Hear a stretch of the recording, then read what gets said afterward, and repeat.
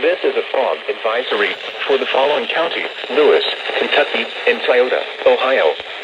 Issued at 3:07 a.m. Eastern Daylight Time. Visibility less than a quarter mile in dense fog.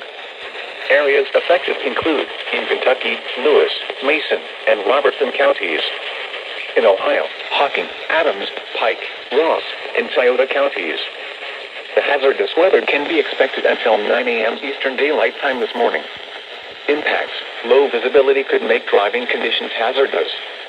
If driving, slow down, use your low-beam headlights, and leave plenty of distance ahead of you. The forecast for the